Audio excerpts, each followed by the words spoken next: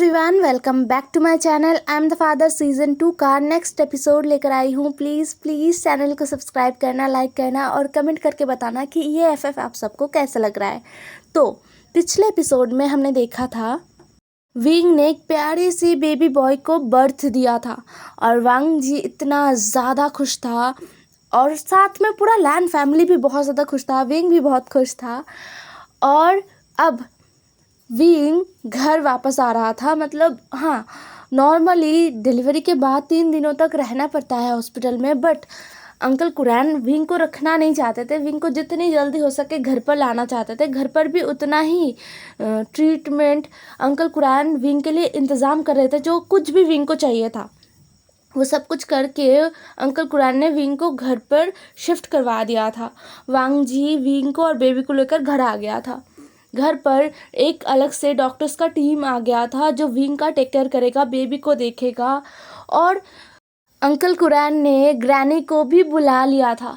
Uncle Curran अपने कुछ guards को वहाँ पर मतलब ऑर्फनेज पे रहने के लिए बोल दिया था अंकल कुरैन ने। और ऑर्फनेज में कुछ लोग अंकल कुरैन ने हायर भी कर दिया था जो ऑर्फनेज का देखभाल करे, ग्रैनी का, ग्रैंडपा का देखभाल करे। ये बहुत दिन पहले अंकल कुरैन ने कर दिया था। और अभी जब विंग का बर्थ देने का टाइम आया, जब विंग ने बर्थ दिया, तभी ग्रैनी को अंकल कुरैन ने कॉल करके बता दिया था कि उन्हें आना होगा, क्योंकि ग्रैनी एक ओमेगा है और विंग को सबसे ज़्यादा अभी ग्रैनी का ही वार्मथ चाहिए। और ग्रैनी से अच्छा बेबी का टेक केयर कोई भी नहीं कर सकता, कोई भी नहीं। अंकल कुरैन चाहे जितना भी पैसा देकर, चाहे जितना भी प्रोफेशनली जो नर्सेस होते हैं या फिर दाई माँ होते हैं उनको हायर कर ले, बट जो अपने होते हैं उनका केयर कुछ अलग ही होता है। वो तो पराए होते हैं। अब सारे अच्छे भी नहीं होते। ऐसा नहीं है कि सब जो नर्सेस आते हैं बेबी टेक केयर करने के लिए या फिर जो दाई माँ रखे जाते हैं, नैनीस रखे जाते हैं, वो बुरे होते हैं, बट सारे अच्छे नहीं होते हैं। और अंकल कुरैन अभी चाहते थे कि ग्रैनी आए और बेबी का भी टेक केयर करे, विंग का भी टेक केयर करे, तो इसलिए ग्रैनी को वो लेकर आ चुके थे।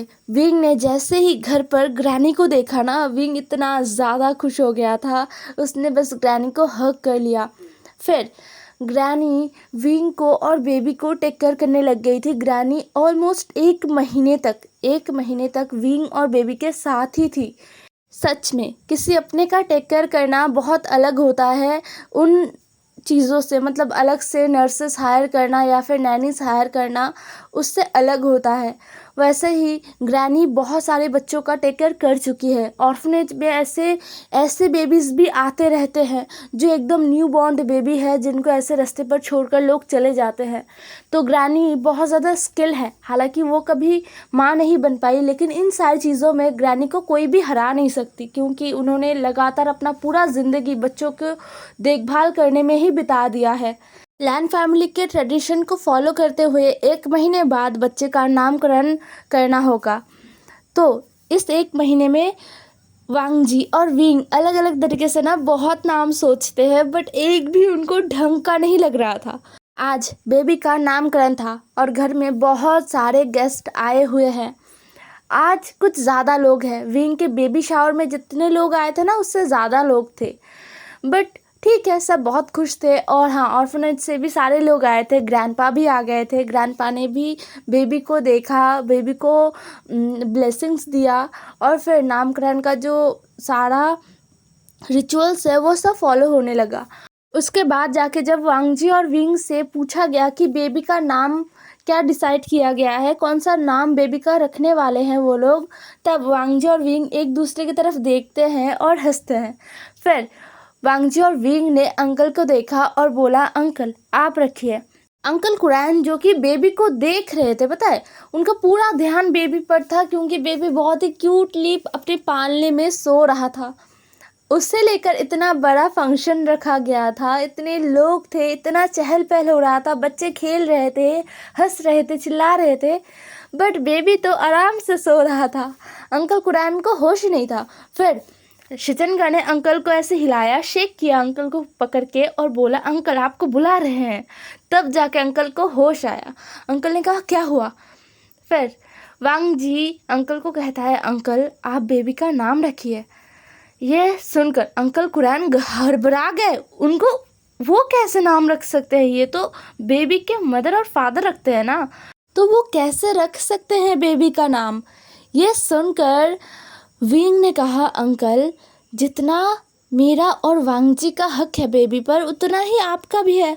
वो बेबी आपका ग्रैंड चाइल्ड है, तो आप भी उसका नाम रख सकते हो। इतना हेजिटेशन फील क्यों कर रहे हो, वो आपका ही तो ग्रैंड चाइल्ड है ना। ये सुनकर अंकल ने कुछ देर विंग की तरफ देखा और फिर उन्होंने बस अपना सर हाँ में हिला दिया। फिर अंकल अपने आंखों को बंद करके ना कुछ देर सोचने लगे और फिर जाके उन्होंने कहा, बेबी का नाम लैन शिजुई होगा। लैन शिजुई, ये बात सबके मतलब जुबान पर ना आ गया था। सभी एक बार दोहरा रहे थे कि लैन शिजुई, ये बहुत ही प्यारा नाम है। फिर जाके नामकरण का जो रिचुअल्स है ना वो कंप्लीट किया गया लैन शिजुई नाम रखकर। उसके बाद सबने तालियां बजाया और फिर बाकी का जो अरेंजमेंट है ना वो किया गया। मतलब उसके बाद और क्या, सब मिलकर थोड़ा बातें शातें हुआ। उसके बाद लंच ख़त्म होने के बाद सब धीरे धीरे गेस्ट अपने घर चले गए थे। बाकी रह गए थे ग्रैनी, ग्रैंडपा और बच्चे। बट बच्चे और ग्रैंडपा यहाँ से जाने वाले थे। ग्रैनी अभी विंग को छोड़कर नहीं जाने वाली थी, बट वहाँ पर बहुत सारे बच्चे हैं और ग्रैंडपा ऑनेस्टली उन सबको संभाल नहीं पा रहे थे। बच्चों को संभालने के लिए वहाँ पर लोग थे, बट एक होता है ना, ग्रैनी उनकी मदर जैसी है, तो बच्चे भी ग्रैनी को बहुत मिस कर रहे थे। ग्रैनी जो कि बच्चों को समझा रही थी कि ठीक है मैं कुछ दिनों में आ जाऊंगा, बट विंग बेबी को बेड पर आराम से सुला कर आया और आने के बाद विंग ने कहा, ग्रैनी मैं एकदम ठीक हूँ और आपने मुझे सिखा दिया है ना कि कैसे बेबी को टेक केयर किया जा सकता है। मैं शिजुई को अच्छे से टेक केयर करूँगा, आप चिंता मत कीजिए। देखिए बच्चे कितने उदास है, इन सबको आपकी बहुत ज़्यादा ज़रूरत है। ये सब कभी भी आपको छोड़कर इतने दिनों तक अलग नहीं रहे हैं। ग्रैनी भी समझ रही थी, हाँ यहाँ पर बहुत छोटे छोटे बच्चे भी हैं जो ग्रैनी को छोड़कर आज तक कभी अलग नहीं रही है, लेकिन 1 महीने तक वो लोग ग्रैनी से अलग थे और जब 1 महीने बाद उनको ग्रैनी दिख गई है तो वो ग्रैनी को छोड़ने का नाम ही नहीं ले रहे थे। तो ग्रैनी हार मानती है और कहती है, ठीक है मैं जाऊँगा तुम सबके साथ घर। सब ये सुनकर बहुत खुश हो गए थे। फिर ग्रैनी भी विंग को हग करती है और विंग को बहुत सारा ना ऐसे चीज़ें बोल कर जाती है एक स्ट्रिक्ट मदर की तरह। ग्रैनी, हाँ विंग का ग्रैनी है, बट उनके अंदर एक मदरली वार्मथ भी है। तो ग्रैनी विंग को बहुत सारा कुछ बोल कर जाती है कि तुम्हें ये नहीं करना, बेबी के साथ ऐसे बिहेव नहीं करना, बेबी के ऊपर चिल्लाना नहीं है, इरिटेट नहीं होना है, शांति से काम लेना है और साथ में खुद का भी अच्छे से टेक केयर करना है। यह सुनकर विंग ने अपना सर हाँ में हिला दिया और फिर विंग ने एक बार फिर से ग्रैनी को हक किया, ग्रैंडपा को हक किया, बच्चों को भी हक करके ना उनको बाय बाय कर दिया। मतलब वो सब घर के लिए निकल गए थे, अपने ऑर्फनेज के लिए निकल गए थे। ऑब्वियसली वो लैंड्स के थ्रू ही आए थे और लैंड्स के थ्रू ही वो जा रहे थे। उनके लिए गाड़ियों का अरेंजमेंट कर दिया जाता है जब भी वो आते हैं या फिर जाते हैं। तो बच्चों को और ग्रैनी ग्रैंडपा को कभी भी आने जाने में प्रॉब्लम्स नहीं होते हैं। इसका पूरा ध्यान अंकल कुरैन रखते हैं। सबके चले जाने के बाद ना अभी शाम का टाइम हो रहा था, ऑलमोस्ट 4:30-5 बज रहा था। विंग को इतना खाली खाली लग रहा था ना, मतलब घर में सभी थे, अंकल कुरैन, शिचनगा, वांग जी और शिजुई भी तो था, साथ में सारे मेट्स सभी थे घर में, बट ग्रैनी तो नहीं थी ना। विंग को इतना खाली लग रहा था, इतना सैड लग रहा था, उसे रोना आ रहा था, पता नहीं क्यों उसे इतना ज़्यादा याद आ रहा था। ग्रैनी बस अभी अभी गई है और बस अभी से ही विंग को इतना खालीपन महसूस हो रहा था उसके दिल में, इतना ज़्यादा खालीपन। वो बस याद कर रहा था कि सुबह से अभी तक कैसा था माहौल, क्योंकि इस घर में बहुत सारे लोग आए थे, पूरा चहल पहल था, सब कुछ कितना अच्छा था, बट एकदम से सभी चले गए तो सब खाली खाली लग रहा था विंग को। विंग को बिल्कुल भी अच्छा नहीं लग रहा था। विंग अपने आंसू को पोंछते हुए अपने कमरे में आया और देखा कि वांग जी बेबी के साथ खेल रहा है। वांग जी जो कि शिजुई के साथ बातें कर रहा था, उसके साथ खेल रहा था, टॉयज़ को दिखा रहा था। शिजुई जो कि अभी भी उतना कुछ नहीं समझता है, बट हाँ वो अपने डैड को देख रहा था और शिजुई के फेस पर ना एक स्माइल था जो कि बहुत ही क्यूट लग रहा था। वो स्माइल करते हुए अपने डैड को देख रहा था और अपने डैड के कहे गए बातों को सुन रहा था। वांग जी कह रहा था, शिजुई क्या तुम्हें तुम्हारा नाम पसंद आया? ये बहुत प्यारा नाम है, क्या तुम समझ सकते हो शिजुई कितना अच्छा है? हाँ, शिजुई बिल्कुल भी परेशान नहीं करता अपनी मम्मा को। ओ शिजुई तुम बहुत क्यूट हो। वांग जी को ऐसे शिजुई से बात करते हुए सुनकर ना विंग बहुत खुश हो गया था। उसके चेहरे पर स्माइल आ गया था। वो हंसते हुए वांग जी के पास गया और वो बस बेड पर लेट गया। शिजुई भी बेड पर लेटा हुआ था और वो भी लेट गया बेड पर। वांग जी जो कि बैठकर शिजुई के साथ खेल रहा था, जैसे ही उसने विंग को देखा ना तो वो विंग को बस देख रहा था। वांग जी समझ रहा था कि विंग का मूड ठीक नहीं है। विंग जो कि लेट कर ही शिजुई के एकदम करीब आ गया था और उसने शिजुई को किस किया। फिर विंग ने कहा, शिजुई क्या तुम थक गए हो? शिजुई जिसका पूरा अटेंशन अब अपने मदर के ऊपर था, मतलब विंग के ऊपर था। शिजुई विंग के फेस को टच करने की कोशिश कर रहा था बट उसका हाथ पहुंच नहीं पा रहा था विंग के पास, मतलब विंग के फेस को वो टच नहीं कर पा रहा था बट वो बहुत कोशिश कर रहा था विंग के फेस को टच करने का।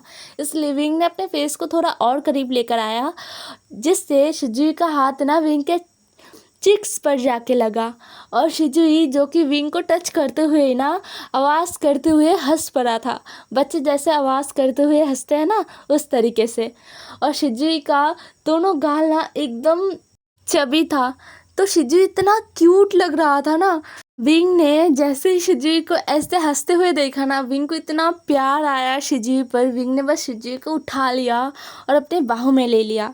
फिर विंग शिजुई के दोनों चिक्स पर ना बारी बारी किस करने लगा। जैसे जैसे विंग किस कर रहा था ना, शिजुई और भी ज़्यादा हंस रहा था, जैसे उसे अच्छा लग रहा है और वो बहुत खुश है कि उसकी मदर उसे किस कर रहा है। फिर ना शिजुई का खाने का टाइम हो गया था, इसलिए विंग ने शिजुई को अच्छे से फीड कराया। करने के बाद शिजुई को क्लीन किया, शिजुई के कपड़ों को चेंज किया। ये सब करते करते ही शिजुई सो गया था, मतलब जैसे ही विंग ने शिजुई को खाना खिलाया और क्लीन किया वैसे ही शिजुई सो गया था।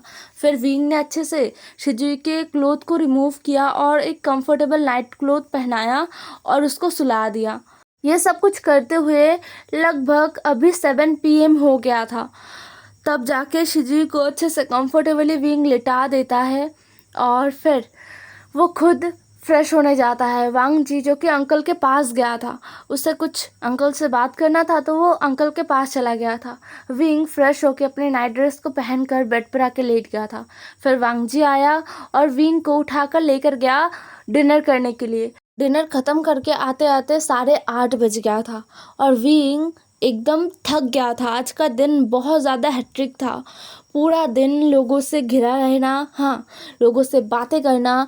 जितने भी लोग आए थे सब बड़े बिजनेसमैन थे और ज़्यादातर वांग जी के मतलब लैंड कॉरपोरेशन के बिजनेस से रिलेटेड थे, बिजनेस पार्टनर्स थे और भी बहुत सारे लोग थे।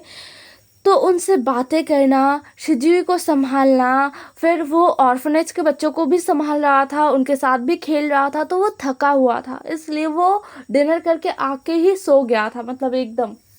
उसके बाद वांग जी फ्रेश होता है। फ्रेश होने के बाद वांग जी कब आके विंग के पास लेटता है विंग को पता ही नहीं चला था। मिडनाइट को जब शिजुई उठा और रोने लगा तब जाके विंग का आंखें खुला और विंग उठ गया था। विंग उठते ही शिजुई को पकड़ता है और शिजुई को शांत करने लगता है। शिजुई जो कि विंग के वार्मथ में आके शांत हो गया था। फिर विंग ने शिजुई का डायपर चेंज किया, उसके बाद शिजुई को फीड कराया, फिर जाके शिजुई को सुला दिया। और विंग ना नोटिस करता है कि वांग जी उसके पास नहीं है, तो विंग को लगा कि वांग जी गया है शायद वॉशरूम में, बट इतना देर हो गया क्योंकि डायपर चेंज करना, फिर फीड करवाना, फिर सुलाना, ये कोई 1-2 मिनट का तो काम नहीं है। विंग को ऑलमोस्ट आधा घंटा लग गया था ये सब कुछ कंप्लीट करने में। फिर जाके शिजुई सोया था।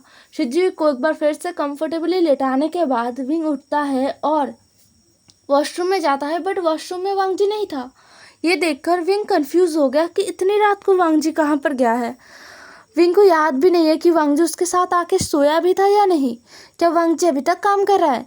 ये सोचते हुए विंग रूम से बाहर निकल जाता है और देखने लगता है। वांग जी का जो स्टडी रूम है वहाँ पर जाता है, बट वहाँ पर कुछ भी नहीं था।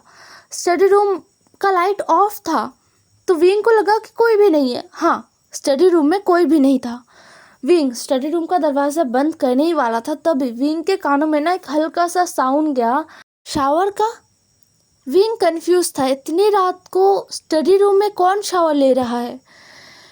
ये सोचते हुए ना विंग अंदर जाता है, स्टडी रूम का लाइट ऑन करता है और फिर स्टडी रूम का जो वॉशरूम है उसका डोर वो नॉक करने वाला था, बट वो डोर खुला हुआ था। और यहाँ पर विंग को बहुत ही स्ट्रॉन्ग वांग जी का सेंट महसूस हो रहा था। विंग ने अपने मन में ही कहा, वांग जी इतने रात को शावर क्यों ले रहा है। ये बोलते हुए विंग ने डोर को, मतलब वॉशरूम का जो डोर है ना, उसको ओपन किया। वो खुला हुआ था तो उसको बस ओपन किया और वो दरवाज़ा एक बारी में ही खुल गया था। विंग उस दरवाजे से अंदर जाता है और वॉशरूम के अंदर जो शावर का एरिया है ना वहाँ पर देखने लगता है। विंग को एक पल के लिए ऐसा लगा कि शायद कुछ गलत है, क्या वांग जी ठीक है। ये सोचकर विंग जल्दी से वांग जी को बुलाते हुए आया, मतलब एकदम जो शावर का सेपरेट एरिया था ना जहाँ पर कांच का ग्लास लगाया हुआ था वहाँ पर आया और उसने कहा, वांग जी क्या तुम ठीक हो। लंजा क्या हुआ है तुम्हें, तुम अभी शावर क्यों ले रहे हो, तबीयत ठीक है ना। विंग बहुत कंसर्न्ड था, बट वांग जी वो जम गया था। वो वहाँ पर सीरियसली जम गया था विंग का आवाज़ सुनकर, और विंग वो भी पूरा जम गया था। वहाँ पर उसने जो नज़ारा देखा वो देखकर वो जम गया था। वो कुछ बोल नहीं पा रहा था, वो शॉकिंगली वांग जी की तरफ देख रहा था। वांग जी जो कि अपने सर को घुमाकर विंग की तरफ देखता है और वो बस एम्बैरेस था, बहुत ज़्यादा, वो बहुत एम्बैरेस था। इसलिए उसने कहा, विंग जाओ यहाँ से। उसने ये थोड़ा चिल्लाकर कहा था, जिसके चलते ना विंग अपने शॉकिंग स्टेज से बाहर आया और वो ना डम की तरह वहाँ से जाने भी लग गया था। लेकिन वॉशरूम के डोर के सामने आकर विंग को याद आया कि वो क्या कर रहा है। जैसे ही उसको समझ आया कि वांग जी ने उसे क्या कहा है, यहाँ से जाने के लिए कहा है, विंग को गुस्सा आ गया। विंग ने वॉशरूम का दरवाज़ा लगा दिया और वो सीधा वापस वांग जी के पास आया। वांग जी जो कि खुद को साफ कर रहा था, उसने जैसे ही विंग को देखा ना, उसने बस हैरानी से विंग को देखा। विंग जो कि वांग जी के सामने आते हुए अपने क्लोथ को रिमूव कर रहा था। उसने बस एक पजामा पहना हुआ था और नाइट क्लोथ पहना हुआ था, तो उसने बस अपने जो नाइट शर्ट है ना उसको उतारा, अपने पजामा को उतारा और फिर वो भी वांग जी के साथ शावर में आ गया। विंग जो कि इतना ज़्यादा कॉन्फिडेंसली ये काम कर रहा था ना, वांग जी विंग का कुछ भी समझ नहीं पा रहा था। वांग जी इतना शॉक्ड था। वांग जी ने शॉकिंगली कहा, विंग ये क्या कर रहे हो। विंग वांग जी के नेक पर अपने हाथों को रैप करते हुए कहता है, वही जो तुम कर रहे थे, बट तुम अकेले कर रहे हो और तुम्हें पता तो है मैं ये काम अकेला नहीं कर सकता, इसलिए मुझे हेल्प तो चाहिए। तुम कितने बुरे हो लंजा, तुम बहुत ज़्यादा सेल्फिश हो, तुम मुझे छोड़कर ऐसा कुछ कर कैसे सकते हो। वांग जी ने अपने सलाइवों को निगला और बोला, तुम बहुत ज़्यादा शेमलेस हो विंग। विंग ने कहा, लंजा अगर तुम्हें क्रेविंग इतना ज़्यादा हो रहा था तो तुम मुझे बोल सकते थे। तुम्हें पता है मैं कितना कंट्रोल कर रहा था खुद पर।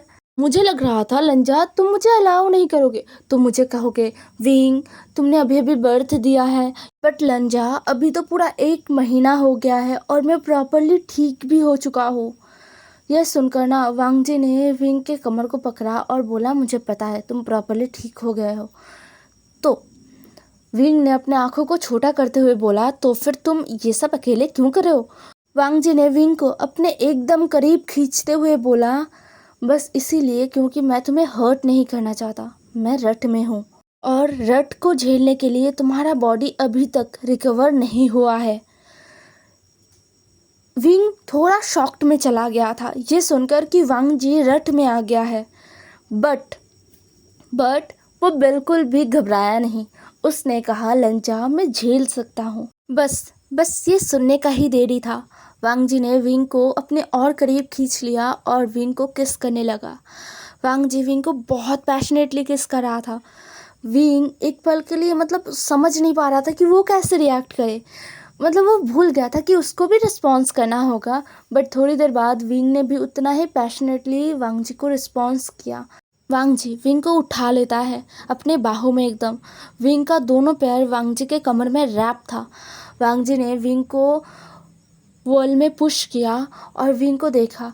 विंग जो कि अभी तक वांग जी के माउथ को एक्सप्लोर कर रहा था। वांग जी का आंखें खुला हुआ था, विंग का आंखें बंद था। तो वांग जी विंग के एक्सप्रेशन को देख पा रहा था। अब वांग जी विंग को धीरे धीरे प्रिपेयर करने लगता है।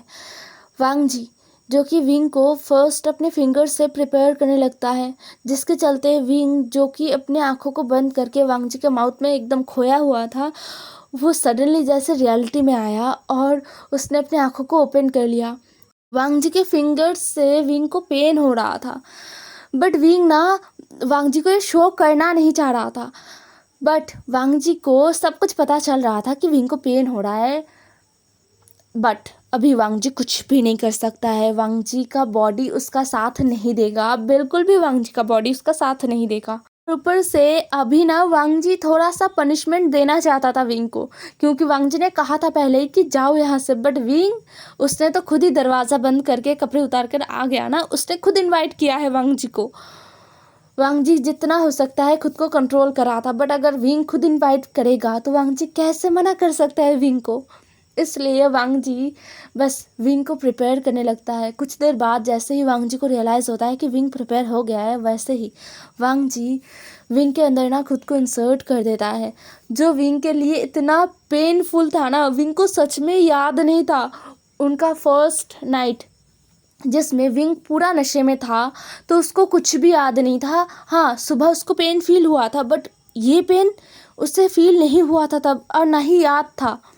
तो अभी जैसे विंग को वांग जी अपने अंदर फील हुआ ओ माय गॉड, उसके मुंह से इतने ज़ोर का चीख निकला, शायद पूरे लैंड मेंशन के लोगों को पता चल गया था कि चल क्या रहा है। बट विंग को कोई होश नहीं था, वो बस चीखे जा रहा था। और वांग जी जो अपने प्रॉपर रट में आ गया था, तो उसको भी होश नहीं था, उसको अभी बस अपनी नीड्स को पूरा करना था। हालांकि वो विंग को जितना हो सके उतना केयरफुली हैंडल कर रहा था, बट उससे फ़र्क नहीं पड़ता कि बाकी लोगों को सुनाई पड़ रहा है या नहीं, उससे भी इससे कुछ भी फ़र्क नहीं पड़ रहा था। कुछ देर बाद वांग जी और विंग का जैसे ही फर्स्ट राउंड ख़त्म होता है विंग इतना ज़्यादा थक चुका था, उसका पैर एकदम शेक कर रहा था, वो अपने पैरों पर खड़ा नहीं हो पा रहा था। वांग जी ने शावर को बंद करके विंग को नीचे उतारा और ख़ुद को विंग से अलग किया, तो विंग एकदम नीचे गिरने वाला था, बट वांग जी ने पकड़ लिया विंग को। विंग का हाथ पैर एकदम कांप रहा था, विंग को लग रहा था बस एंड हो गया है। ये एक्साइटिंग था, उसको प्लेजर मिला, बट और नहीं। विंग को लग रहा था कि ख़त्म हो गया है सब कुछ, बट ये ख़त्म तो बिल्कुल भी नहीं था। वांग जी ने विंग को एक टॉवल से पोंछा, विंग के बॉडी से जितना भी वाटर था उसको उस टॉवल से अच्छे से क्लीन किया, विंग को ड्राई किया। उसके बाद वांग जी ने विंग को बाथरोब पहनाया और वांग जी ने खुद भी एक बाथरोब पहन लिया। विंग वांग जी के बाहों में था। विंग को तो लग रहा था कि सब कुछ ख़त्म हो गया है, तो विंग वांग जी के चेस्ट पर अपना हेड रख कर वांग जी से पूछता है, लंजा तुम्हारा रट ये इतने देर से क्यों आया? मैं जब प्रेग्नेंट थी तब तो नहीं आया था। ये सुनकर वांग जी ने विंग को बस देखा। हे एवरीवन, आज का एपिसोड यहीं पर ख़त्म होता है। तो क्या लगता है, इनका रोमांस यहीं पर ख़त्म हो गया है? बिल्कुल नहीं, अभी तो बाकी है। तो बाय बाय, कल मिलेंगे एक नए एपिसोड के साथ।